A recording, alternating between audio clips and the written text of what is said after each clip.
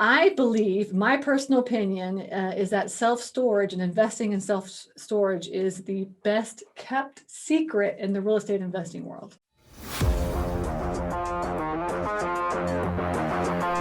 Invest in and follow principles. That has proved to be pretty successful. This landlord's gonna make almost $2 million over the next 12 years for doing something one time. And that's like residual. This guy's got another 7 retail spaces and he's got 10 stories of apartments above it. And I'm like, man, I'm on the wrong side of the coin, right? I need to own real estate, not broker it. You start doing deals that are absolutely life-changing, like that put you on the path for intergenerational wealth. Welcome to the Real Estate Home Runs Podcast. I am your host, Louis Van der Horst. This is a podcast for busy professionals who want to learn about passive income producing strategies that have helped others crush it in the real estate world. Whether you are a new or seasoned real estate investor, this is the podcast for you. Hello, and welcome to the Real Estate Home Runs Podcast. What started as a home renovation in 2012 turned into a life-changing passion and business for Stacy Rossetti, the founder of South Atlanta REIA. Today, she will be giving us insight into wholesaling, self-storage, and residential real estate. One renovation turned into multiple renovations and has developed into creative financing and self-storage units. Stacy is passionate about the real estate and guiding people in real estate in their lives. She has developed a coaching program and mastermind groups, and in addition has recently written 2 online courses called Systematizing Your Rehabs to Scale Up and Self-Storage Investing 101. You won't want to miss this episode. All right. Welcome back to the show, everyone. We have a special guest today, Stacy Rossetti. Stacy, thank you for joining us. Thank you so much for letting me come hang out with you today. I appreciate it. It's my pleasure to have you. So tell us a little bit more about yourself. And before we get into today's topic, this is a question that I ask everyone, a little bit about your background. Sure. I live actually in Georgia, in the North Georgia mountains. A lot of people don't realize that Georgia has mountains. I live on the top of the highest mountain in Georgia. Last year, my husband and I decided to sell everything that we have and move into a tiny house. So we live in a tiny house on the top of the highest mountain in Georgia. And it's wonderful. It's awesome. We use all of the money that we spent on our mortgage for our house. We now use that to travel. And we travel 6 to 8 months out of the year. And while we're traveling, we do what we do best, which is look for storage facilities. So I invest in storage facilities and I teach others to invest in storage facilities. And I've been investing in real estate for about 10 years. I've done every type of transaction that you can imagine. I've done it. But in the end, now we focus on building our storage portfolio. Why self-storage out of all the different niches out there and ways that you can invest? I believe, my personal opinion is that self-storage and investing in self-storage is the best kept secret in the real estate investing world. It is truly passive income. You can make it truly passive income because, you know, in the real estate investing world, people talk about passive income all the time, right? But, you know, passive really means my personal opinion is passive means that you can be anywhere in the world and run your portfolio, right? And with self-storage, you can do this. And I prove this to my students over and over again. In fact, this year alone, we traveled 6 months. We traveled around the country. When COVID started, we actually packed up and we went to, we did 16 national parks in 16 weeks. Awesome. Right? Traveled around the country, all the while running our storage portfolio. And we visited family, took care of our family and kind of spent time with our family as well too. But you can totally make self-storage investing completely passive, right? And that's why I love self-storage investing. I have one of those passports for the national parks in the US, and it shows you all the different areas too, historical places. So I have I have to really start working my way so that I can get that passport completely filled out. I know. It's kind of like, when you go online and you finish an online course and they give you a badge for finishing it and you're like, yeah, I got my badge or whatever. It's Yeah. like the same thing with like the national parks. Like the more you go, I love you're it. like, oh, I just have one more slot left. I have one more coin. My daughter is 4 and we do Okay. like the coins. You know how you do the coin thing and you turn it like Yeah. this and you make the coins. So she's been collecting those all across the country from all the national parks. And that's like her thing. Like, we need to get more coins, mommy. So totally get Yeah. that. Yeah. It's one of those collections that you cherish. Yeah, good memories. They always bring back good memories. Yes. And that's the whole purpose of getting in real estate investing, right? Mm-hmm. I mean, it's to be able to do the things that you want to do when you want to do them. Essentially, that's me and my husband's goal. And we got to the point, luckily, we got to the point last year to be able to do that. And so now we just travel, spend time together, spend time as a family, and, get out there and look for storage facilities that we can buy. Yeah. Is there much of awareness about self-storage nationwide, you feel like, or it's now becoming more something that people know, or still like unknown territory? Well, I mean, it's becoming definitely more and more popular, but it's still like the self-storage industry is such a small community of investors. I mean, just think about there's only 50,000 storage facilities in the country. And, you just have like very few owners out there. Most of them, I say 20% are owned by REITs, so 20% are owned by U-Haul and Public Storage. 80% are owned by like mom and pop people like us.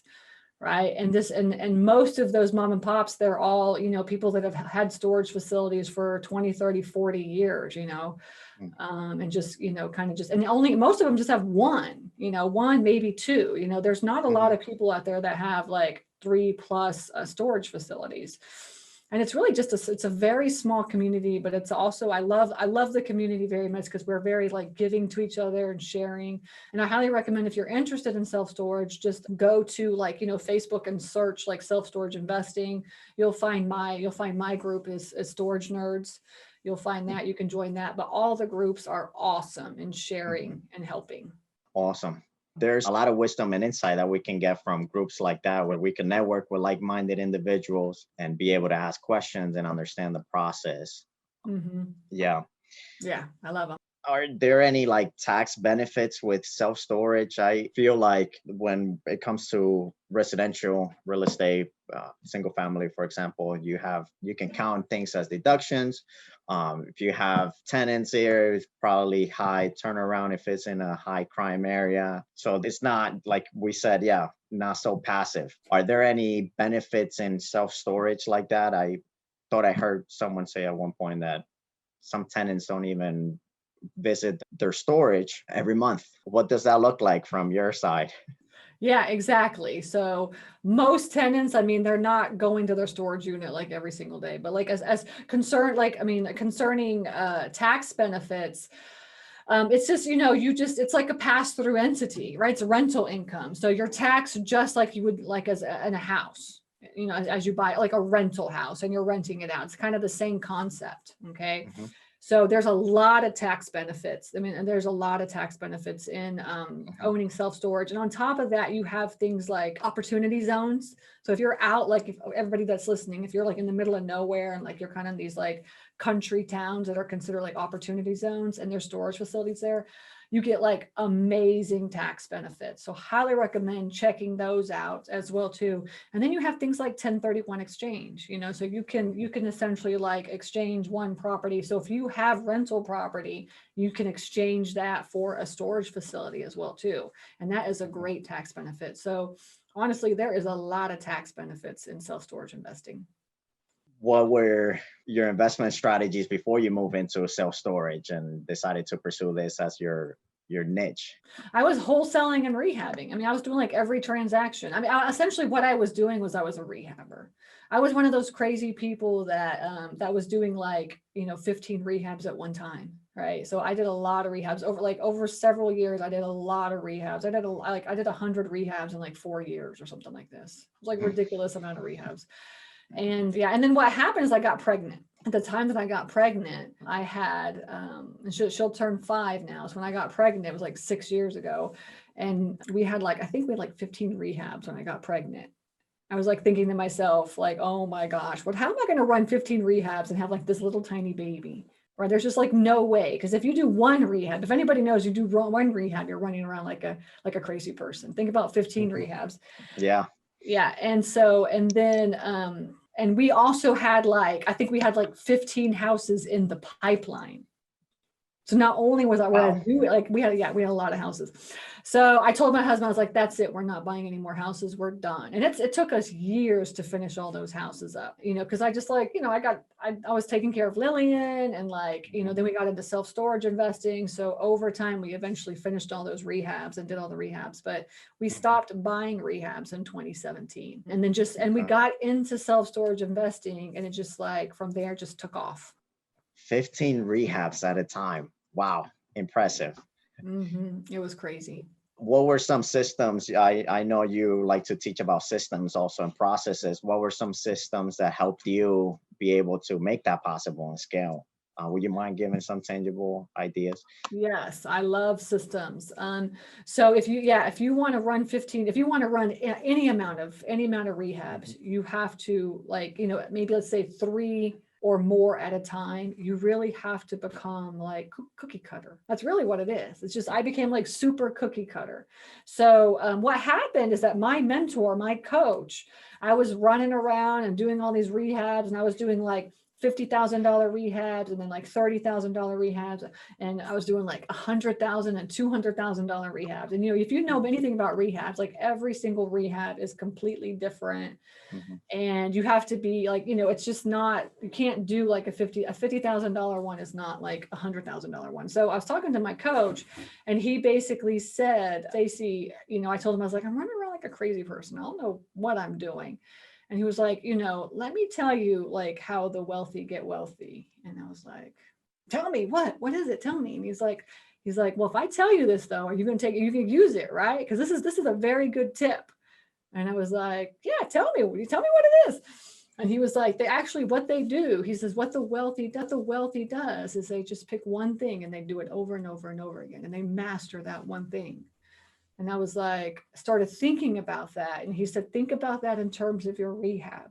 He's like, for your rehabbing company. It's how can you really, really make this a totally awesome company? He says, you got to pick that one rehab that you do very well and do that one over and over and over again. Took that to heart. And essentially what happened was, what I did really well was basically in Atlanta, we have these houses that are just 4 sides red brick houses. Okay. And they're older, kind of built in the 60s, maybe something like this. And they're 3-bedroom, 1-bathroom homes, right? And they just in certain areas, it's just red brick, just like this, right? And I just did those really well. So I would buy those for $50,000. I would put $50,000 into them, and then I would sell them for $150,000. And essentially, I wouldn't change the footprint at all. What I would do is just do a 3-bedroom, 1-bath. I would make it into a 3-2. Somehow I would squeeze another bathroom into that house and make it into a 3-2. And the square footage on those houses was probably around maybe 1,200 to 1,500 square feet, something like that. And so when you start doing those types of houses over and over and over again, essentially what happens is those houses are the exact same rehab over and over and over again. I mean, essentially it got to the point where my scope of work was the same every single house. Literally every single house. Same color. Same color. My spec sheet was the same. My scope of work was the same. I never changed anything. And he was and it was just a gray house with gray paint and white cabinets. And it was the same thing over and over. And I basically became cookie cutter. And that's how you do volume. Everybody says, how do you do so many houses? You become cookie cutter. That's what you do. I like that. It's a good principle to live by, as opposed to being an expert at everything. Exactly. That's exactly what my coach was telling me. You can't be good at everything. Pick that one thing and be really good at that. What has been your experience with coaching and training, empowering others? When did that switch go off? Because you're also passionate about that. I love teaching people. I didn't actually know that I liked teaching people until I started. What happened was I started a meetup. Right. So I lived in the Atlanta area. And when I first started investing in real estate, I lived in the South Atlanta area, in a town called Peachtree City. And if anybody knows anything about Atlanta, there's like, hardly nobody invests in the South. Now it's getting more and more, but 10 years ago, like everybody was just like, stay out of the South. So I was kind of one of the only investors in the South. And so in all of like the meetings and like, all the networking events were always way north. So I would drive to all these networking events an hour plus away. So I could at least go meet people and educate myself and surround myself. I'm very community oriented. All right. And so then like after 2 years of doing that, I was like, screw that. I was like, I'm going to start my own meeting down south. So I started my own meeting down south and I just created a meetup. And the very first time that we had the meetup, like 25 people showed up and I was like, wow, there's really a need for this. So it started like that meetup started growing and growing and growing. It was called the Way Down South Real Estate Group. And it became like where we were getting like 150 people per meeting, right? So what happened is the national RIA got wind of this meeting, and like one of the founders of the national RIA contacted me and was like, hey, like we hear that you have like a totally awesome group. Would you be interested in becoming this RIA? And at that time I was pregnant. I was like, no, I'm pregnant, sorry. And then like a year later, they said they contacted me again and was like, would you do it now? And I was like, I just had a baby, man, I'm too busy, and then finally the third year they contacted me. I was like, okay, look, if you don't do it, we're going to find somebody else to do it. We want this like RIA down, this Atlanta RIA. And I was like, all right, so I'll do it. So I started it. And from there, what happened was it just like this, like kind of this like facilitator / educator came out of me. Because the meeting before, I was just like facilitating these meetings. And I was like, bring speakers in and I would just be like the facilitator. I started teaching and I started meeting all these other speakers across the country, all these other awesome experts around the country. And then I started teaching and I taught, the course I taught was systematizing your rehabs is what it was. Just exactly what I was talking about. And I started realizing that I really like to teach. And so from there, it's like, that was like 5 years ago. From there, it's just grown. And now it's like, all I want to do is teach and facilitate teaching and just educate as many people as I can. My mission is affordable financial literacy.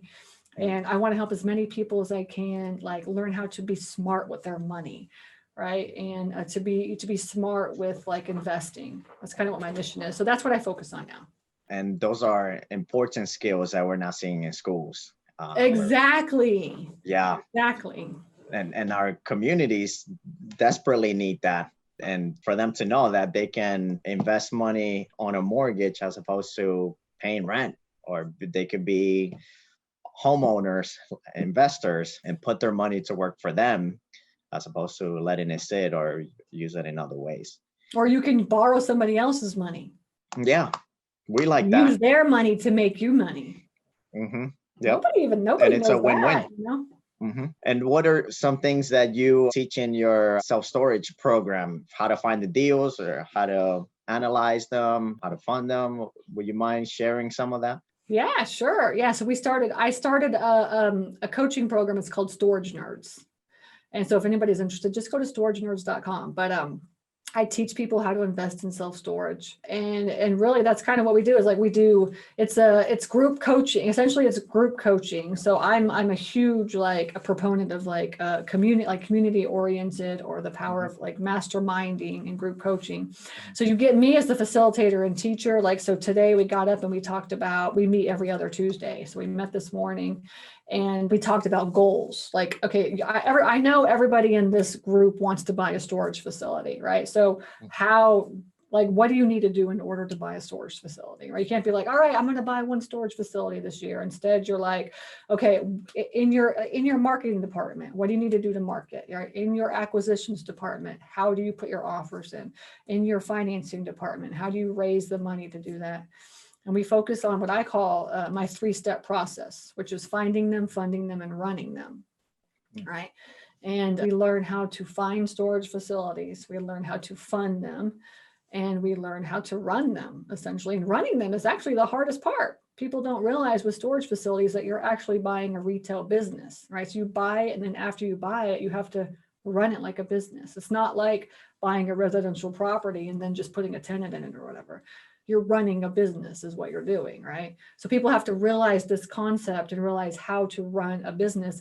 And you don't want to become, I mean, essentially, I tell my students, you don't want to become a storage facility that I'm going to buy in 5 years. Right? You want to be better than that, so how can we automate and systematize your processes so you can do that? That's kind of what we focus on. That's good. Has it been challenging? I have some female listeners that sometimes tune in.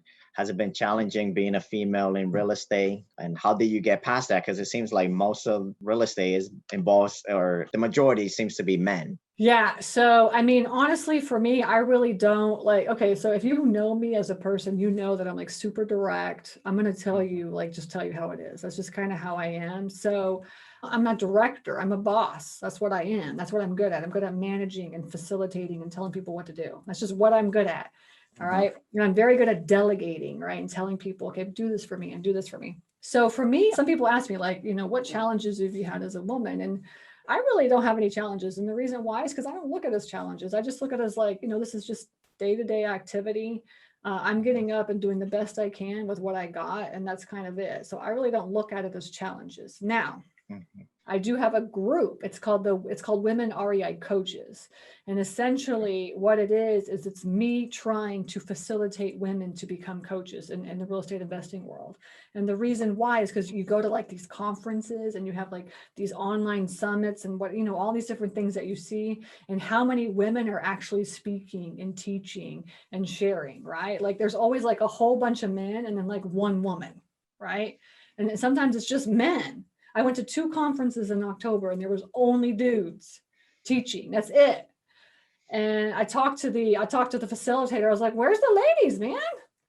So you know what I did is I was like, you know what, screw that. I was like, I'm gonna start my own summit. So we have a summit in actually January 29th, 30th, and 30th. I don't know when you're gonna post this out. It might be later, but it's called the Badass Women Real Estate Investor Summit. And essentially all I'm doing is getting together these badass women investors. Yeah. And we're going to just teach and share.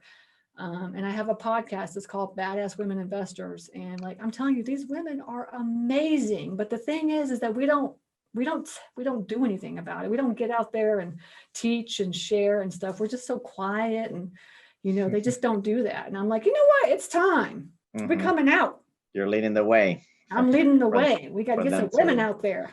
If you could go back to when you were 18 years old, what are some tips that you would share with yourself to maybe change what you do now, or to start what you're doing now earlier? I wish I really would have learned how to invest in real estate when I was at this age. When I was 18 years old, the only thing I wanted to do was travel. And actually, that's what I did for many, many years. I traveled all around the world. I was kind of one of those people. But if I would have learned how to invest in real estate back in the day, it would be different. It's so funny, when people join, when they join REI USA or come into the community, and they're like I have in my coaching program, I have a couple of people that are 20 and 21 years old. And I'm like, man, you guys are so blessed. I literally had no idea about this when I was your age. So you have to feel so grateful for being able to have somebody like me or this community in your life to teach you and guide you. How blessed you are. You better take advantage of this, and so I wish I was like that too. It'd be just totally different. Now, my 4-year-old daughter, it'll be different. She's going to know about real estate. That's for sure. Since an early age. Yep. Yeah. Who knows? She might become a teacher as well. She's definitely, I mean, I don't know if she's going to be a teacher, but she has our personality, because my husband is also a teacher. He's just like me. He's a really good teacher. And my daughter, we bought her Cash Flow for Kids. So, the cash good flow game. game Yep. by Robert Kiyosaki, they have like a children's version as well too. Yep. And so we're going to start playing that with her too. I'm so excited. Sounds exciting. Yeah, it's a great game to connect and learn from other people's strategies, how they approach the game. Exactly. Yeah. Yes. Mhm. Yes. What would you say? Have you ever had a time when you hit a setback, perhaps? And what was that experience like going through that and getting ready for the comeback? Yeah. So definitely when I got pregnant, it wasn't really like a setback, but essentially it was like what we talked about before. It's a pivot. Right. So like when something, and that's kind of really how I see it. This is exactly what I looked at like this past year when everything happened with COVID and stuff.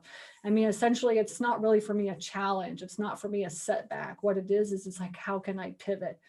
All right, now what am I going to do? How am I going to fix this so that, I can balance, whatever's coming my way or whatever. So that's kind of how I look at it. I don't look at it as setbacks. I look at it as pivots. And okay, now what am I going to do? Yeah, it's all about perspective. We can see those as challenges, setbacks, or okay, what am I supposed to learn from this? What can I learn? Exactly. How can I improve moving forward? That's how I look at it too. It's like, okay, now this is happening. Now what do I do? What's the next step? Yeah. Yeah. And as we're wrapping up, what would you say are 3 tips that have helped you hit real estate home runs in your life? My 3 essential strategies. And actually, I teach this as a webinar to all of my students, but my 3 of it, and we actually just talked about this today. But my 3 essential strategies. Number 1, I feel is that one of the most important things that you should be doing in order to scale up your business and to grow your business is to create systems within your business. Right. So systematize, automate and systematize as much as you possibly can. Right. So you lay the foundations of your business. Right. You go through and you try to figure out what you need to get done and how you need to do it. And then once you start seeing that you're doing the same thing over and over and over again, you say, okay, like how can I systematize and automate that? Right. So that's number 1 is systematizing and automating. Number 2 is delegating. Right. This is one thing that people struggle with. Everybody wants to do everything themselves. They think they can do it better than everybody else. But the truth of the matter is that you're never going to scale your business and you're never going to grow if you don't delegate, if you don't learn to delegate. You have to learn how to relinquish this control that you think you have, right? And you have to be able to just hand that off. And even though somebody doesn't do it the way that you're going to do it, it doesn't mean it's wrong. It's just a different way of doing it, right? So I always tell my students, you have to learn how to delegate when you're doing something. So for instance, like we're in the process of starting a 506c Reg D fund. This is a fund for like syndicating, right? So we can syndicate out and buy like larger like storage facilities. And I have no idea about this. This is my first time to do it. And so I hired a company to kind of help us to do this. And they gave me like this list of stuff that we needed to do. It was like marketing stuff and like your bios and experiences and strategies. And I was just like, oh my gosh, like I don't know how to put this thing together. So I struggled for months trying to put this thing together. And I would work on it a little bit and be like, oh my God, this sucks so bad, And so then like after a couple of months, I was like, you know what, that's it. I'm hiring somebody to do this. And so I hired this person to put this huge, big packet together. Guess how long it took him to put this thing together? 1 day. Wow. 1 day. And guess how much he charged me? $250. Wow. So literally for months, I was stressing myself out, trying to do all this work, get it all done. And in the end, all I did was waste time and money. And that time and money, essentially, I could potentially make millions of dollars off of this fund. And I just like wasted like 3 months of my life trying to do it. And so for me, when I think about that, it's like, that's a huge lesson for me. It's like, you have to be able to delegate the things that you're trying to do and you just can't do it. That just means that you need to find somebody to do those for you. Right. And it's not that expensive to do that, know? So delegating is key. And the third strategy is credibility. You will never, ever be able to grow your business, especially in the real estate investing world, if you do not have credibility, right? Nobody's going to lend you money. Sellers aren't going to sell you properties. You're not going to be able to grow and scale your business if you don't have credibility.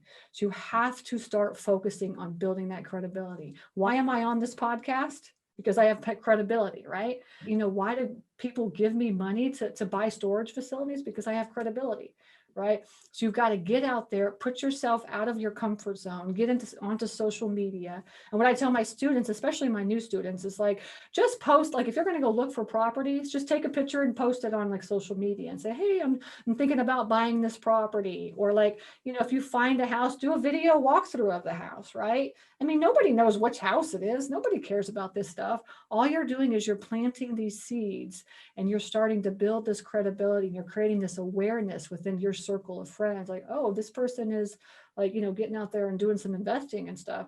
And I've had people like on my social, especially on my social media feed, that have been like, friend, like I have one friend that I went to school with in Australia. She's never written me in like 10 years. And a little while ago, she wrote me and she was like, hey, I just want you to know, like, I've been following you for like the past 10 years. She's like, I really want to invest some money with you. And she's literally been following me for 10 years. And that's just me posting out all the stuff that I'm doing. So it's all about credibility. It's all about systems. And it's all about delegating. Those are my 3 most important strategies. Wow. Powerful tips you share there. Hopefully that helps. Oh yeah, I'm letting it all sink in. Yep. And it goes back to like perspective too. Like it, with all those things, is about perspective and pivoting too with all of them. Mm-hmm. So that's true. That's great. You got it. So thank you for your time and for sharing your wisdom with us. What are some ways that people can stay in contact with you, find out what you're doing? And who knows, maybe if they want to partner with you on some deals. Yeah, awesome. Just, I mean, you could always like, first of all, check out rei-usa.com, which is an online university where we basically teach people how to invest in real estate. And then you can go to Storage Nerds. If you want to be a nerd like me, then go to Storage Nerds, or you can just search me, Stacey Rossetti. I have a Facebook page, or Stacey.Rossetti on Instagram. And I also have free training. I have lots of free trainings. Go to StaceyRossetti.com and sign up for the free trainings as well too. And you get like all different types of real estate investor trainings too. Awesome. Thank you for your time. Thank you. I was honored. I'm honored to be here. The pleasure was mine. We hope you enjoyed this interview and got some value out of it to help you in your real estate investing journey. If you can take just a minute, please do us a favor and leave a review. Hit the like button on iTunes or whatever platform you listen to our podcast on, and subscribe so you can hear future episodes. Also, don't forget to check out our Real Estate Home Runs Podcast community Facebook group, where you are able to connect with some great listeners. If you're an investor who is crushing it and want to share some information centered around passive income in real estate, please contact us. Hit those home runs, and we will see you next time.